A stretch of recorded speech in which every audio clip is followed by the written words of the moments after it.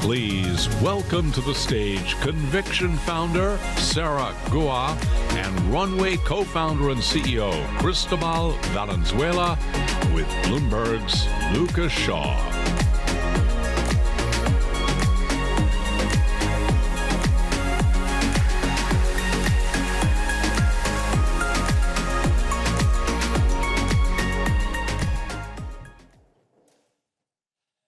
Hey, everybody. Thanks for sticking around, and thanks to both of you for being here. Thanks for having us. I think I counted this as one of 7 AI-themed panels on the day. This one we'll be talking about media, a subject of a lot of kind of consternation, at least in Los Angeles, where I live. But I wanted to start because I feel like so much of the discussion around AI is looking into the future and what will be, and I wanted to kind of level set with where we are now. So how is artificial intelligence being used in media today, and what are some of the most interesting applications that you've already seen? Yeah, I mean, I think we already interact with media that's AI-driven every single day, right? I think the most popular example is going to be recommendation engines, right? Everybody uses social media that's entirely AI-driven. I think something else people probably don't realize is in your phone, like helping you take a quality picture, light adjustment, color balance, all of that is algorithm-driven. And so there's a huge number of ways from visual effects to social media to your tooling that is already enhanced. What I think is really exciting is like what is just coming online now, but I'm sure we'll talk about it. Yeah, and I'll just emphasize that. I think a lot of the media you consume now has been made or powered or enabled by some sort of algorithm behind the scenes. And so it's happening already, and will continue to happen more as the research continues to improve. But again, it's very early on the journey, mostly on the generative side of things. Yeah, and when you say what's most exciting is what's about to happen, what do you mean by that? Yeah, well, Chris should definitely talk about what's happening with Runway. Maybe to use a slightly narrower example than just generate any video, one thing that we're really excited about at Conviction is what AI can do for creators in terms of modality and reach, right? How many people were video creators or photographers before Instagram and TikTok, right? Magnitudes fewer. And you can define artistic skill in all of these things, but the tools definitely are democratizing. When I think about what's going to happen from modality and reach perspectives, like if you can take any text and make it human voice with companies like 11 or Element, or you can take that video and dub it in any language and extend your reach globally, I think there are a lot of things for creators to be really excited about where it's completely feasible in research as of this year. I think for me, I've been thinking a lot about how to understand what's going to happen next. And a great analogy I've found is to think about really these models and the capacity that we'll start to enable very soon as a new kind of camera, right?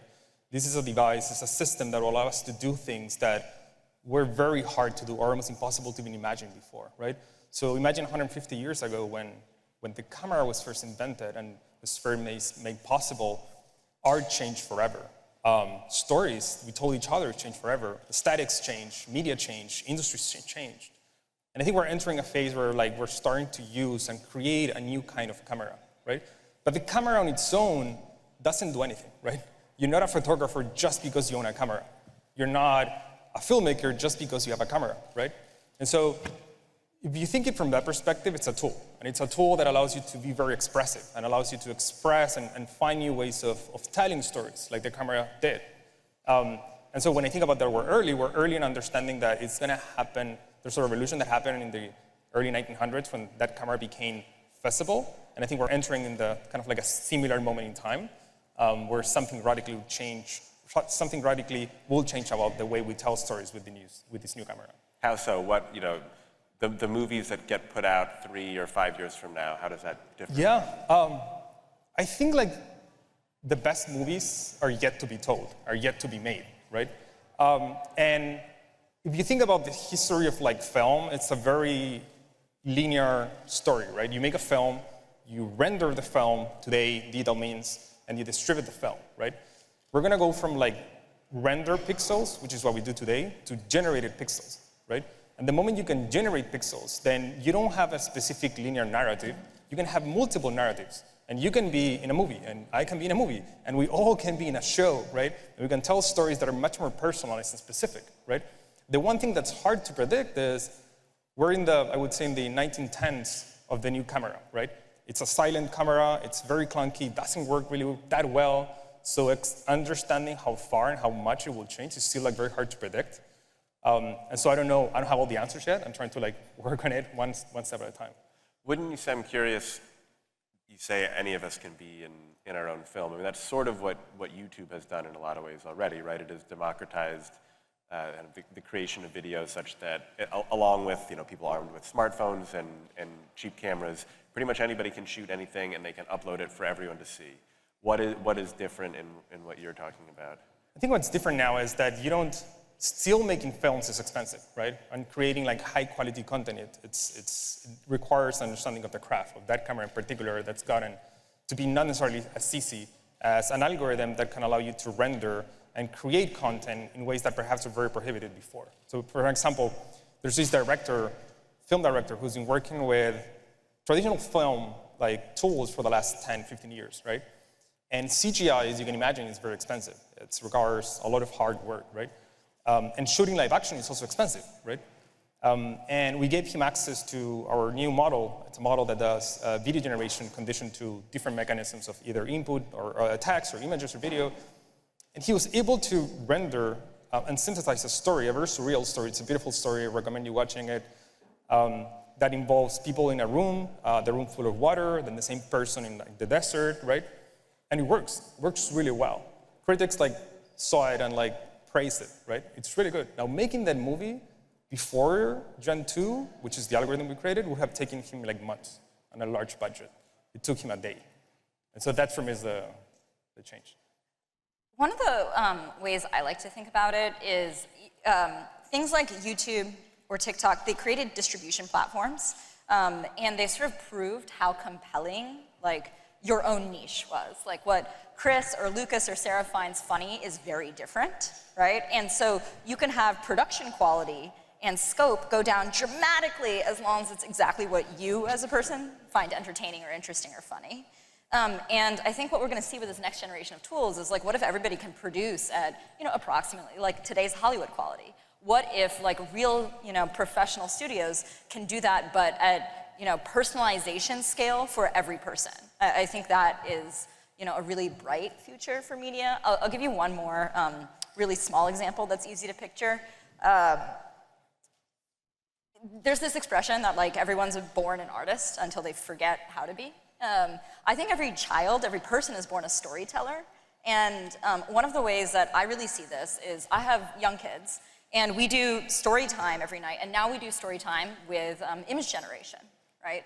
And I think of story time as a kid as, like maybe my favorite book was Matilda or Harry Potter or whatever the character was. The way my kids do story time is like they're going to tell me the stories, and the stories are about them in their movie with a three-headed unicorn that's a recurring character doing very specific things where they want to shape the narrative and the visuals, and they'll tell me like, no, you need to in-paint that and like change exactly how it's placed. And so I think that this idea that people are going to want to direct more of their own media is actually very natural. Right, the idea that you don't need to rely on Sony to make the next Spider-Man, you can make your own at home in your own way. Well, they'll want both, right? Especially if the quality goes up. Do you think, does the potential democratization of a lot of these technologies allowing people to make studio quality projects at home, what risk does that pose to sort of professionals already in the industry today? I'm not sure that there's a ceiling to how, like, the level of quality that people want in their entertainment, if that makes sense, right? Like, I'm pretty sure the studios are going to figure out interesting things to do with their budget levels and a new set of tools, right? So I'm expecting that you raise the floor and, like, everybody can create many different things, but a Hollywood 10 years from now is just much better than Hollywood is today. Yeah, and I will also argue that it's going to be different, and it's different, right? So you can continue to have like Hollywood quality content at a scale that's different from what one single person like you can create in your house with your kids, right? And those both can live, right? It's like painting for years allowed for one type of storytelling, the camera for another one, but you still have both, right? It's not the replacement of the other. Right. That doesn't. I'm just curious, given how you both feel on this. Are you following the labor strife in Hollywood at all? Because it feels like writers, for example, are very freaked out about the idea that studios will just kind of train some kind of AI model to replace them and get their ideas there instead of them writing it themselves. It sounds like you don't share that fear. I mean, first of all, I have deep empathy for that. I've started Runway while I was in art school. And so I want to build tools for artists, right? And I've always thought about it from the perspective of building expressive, controllable tools for making art, right? Yet the one thing I think I've noticed is there's a lot of thoughts around AI that come from a place of not ever using a system, right? Generative video model or an image model. And I think the reductionist view of thinking about AI as a language model, I think we see that a lot of like AIs, LLMs, and like language models doesn't like really allow us to understand the nuances of how the systems work in particular domains that are very different, right? So for a VFX artist or for a visual artist or for a video editor, helping them reduce 70% of their time they're spending on something they don't want to do, which is time-consuming and expensive, it's great, it's phenomenal, right? It's super liberating. And I think we're going to start to see more of that, and sometimes perhaps it might be hard to understand those things. I was talking to a friend of mine who is a producer for a hit show, and I asked him, like, what do you think is going to happen to the writer's room? The writer's room is only 10 people right now, and he's like, well, I think what's going to happen is it goes down to, like, the 2 people that are showrunners today, and we do 4 more shows, right? And I think that's more likely. His rationale, just being somebody who's actually thinking through, like, the labor equation here is you still want to set direction, even given these tools. And in any industry, I don't know if this is a popular view or not, but there is some part of what is knowledge and creative work that is more of the toil of it, right? So if you're like the writer that is working for the showrunner, just filling in the script for whatever they've described to you, like maybe part of that workflow does get replaced. But I think the opportunity is that, like, you actually, like, who do they want making the final jokes and, like, putting in the nuances of how these characters relate to each other? Never mind all of the limitations of language models today where they don't have, like, memory and consistency and controllability the way you'd want.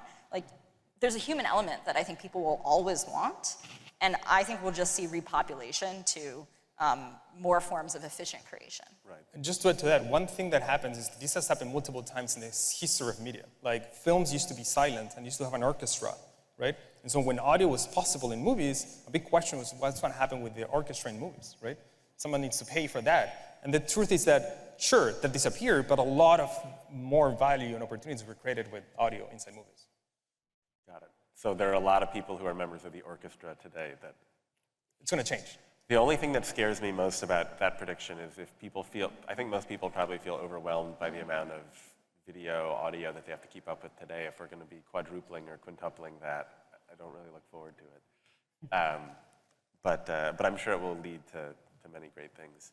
Yeah, it's maybe a little bit adjacent to the exact topic of the panel, but I do think that the idea of information, media, entertainment overload is a very common one. I feel this too. Like, nobody wants to be doom scrolling and being like, I didn't cover this corner of pop culture all my friends know about. Yeah. Especially a news editor, right? Yeah. But I think one thing that I hope to see that a lot of people are working on are agents that, like, services that are intelligent, that work on behalf of individuals to go sort that out, right? If there's AI that learns your preferences, learns what you're interested in, and then parses what you need to know from all of your different sources and what you're going to find most funny, most interesting, most willing to share, I feel like that solves some of the problem. Right. Yeah, I mean, we were actually at a dinner last night. We were talking about sort of hyper personalization with AI and that being a big part of the future that we don't yet have. Historically, you brought up the transition from sort of silent movies to talkies, as they were known. You look in the last kind of 20, 30 years at how new technologies have shaped or reshaped media. It's usually text and music that get hit first, because video is more complex. So I guess I have one selfish question and then a quick follow-up. Selfish one is, should I be worried that my job will be rendered obsolete in the next 5 years? And then the second is, what do you feel, or do you feel that we'll follow a similar trajectory with how AI sort of reshapes media in terms of sort of the stages at which the different businesses can be impacted? I think AI will change everything, and AI will change nothing. Right? You're going to change a lot of the processes and the work that you try to do, but over time, it's still a work that you do, right? It's the human that's in the loop, and the human, as Sarah was saying, that curates and defines the stories I'm going to tell. And so if you're a reporter, if you're a storyteller, you still will be in control, in the same way they're in control with a camera, right? And so the nature of work, of every work, will change. But I think it's important to be nuanced and specific around how it will change, because not everyone will be using these models in the same way. The same, like an editor is not going to use a language model in the same way that a VFX supervisor will use it for another kind of like thing. And we're still early in understanding those kind of changes. So it's yet to be seen, I would say. What are the hardest parts of being an editor? Well, the hardest part of being well, there's the reporting and then there's the editing. I'd say with the reporting, it's developing sources and finding information that nobody else has, right? That's what makes someone good or bad. Yeah. That's the part that I think AI would have a very hard time replacing. Yeah. Editing is a mix of managing people and also managing copy, and that managing people is probably more tricky. Yeah, I mean, as somebody who's like started an AI fund, is quite bullish on the capabilities here. I think we're pretty far away from replacement of those couple capabilities you mentioned. Are there any companies that you've seen in the last 6 months that most excite you? Like, what are one or two that stand out? Within media? With some connectivity to media. Yeah, well, I mean, genuinely, I think like Runway is a really amazing company doing both like amazing tools and really interesting work. I mentioned briefly this company Element before, LMNT, and I don't think it's like considered a big industry the way like software generation of imagery may not have been considered a big imagery before Midjourney became a popular tool. But the ability to take any media, and I think this is especially relevant to like text-first publications, but the ability to take any media and turn it into the forms that your readership or your listenership or your audience wants is a pretty powerful thing. And I think the ability to be immediately local is a pretty powerful thing. And so I think the use cases we've seen for synthetic voice generation are like a lot experimental today, or like pretty obvious, right? Oh, I wrote an essay, like can we make it a podcast? Or I want to go use it somewhere we already have robotic voices, like call centers or like videos for HR compliance or something. I don't think that's the interesting stuff at all. I think it's coming down the line where any media you create as simply as like writing a note is going to be expressible in many different ways globally. And so I just think that's really powerful. What did you, only somewhat related to it, but I'm curious, what did you make of the Drake Weekend song that freaked everyone out about where music is going?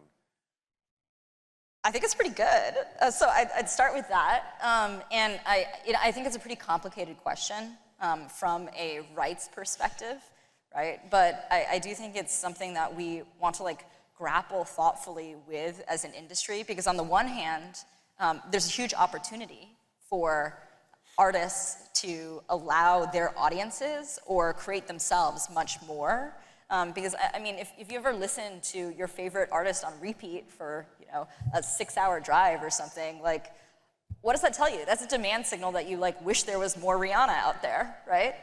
But if you can produce it, I think that's a really interesting opportunity. I don't know what the answer is, except that we're going to get better at predicting what people want, and we can generate it. And it's really like an ethics question of who gets to control that. Well, do you find it? Do you guys think it's inevitable that people that are kind of developing LLMs will license essentially from studios, music rights holders, news organizations? I don't have a good answer on this. I think it would be hard to imagine producing things that were exactly in the voice and style of a known artist without their permission, and that's what their audiences would want, right? Right, because if people want more Rihanna, you probably need to go to Rihanna to make that happen. Right. Okay, I think we've just about hit time, but is there anything we didn't cover? No, I think it's a very exciting time. This camera is just being put out, and so I'm very excited to see what people and filmmakers and new storytellers are going to use and make with the camera. So excited to see what's going to happen. Cool. Thank you both. Thank you. Thanks.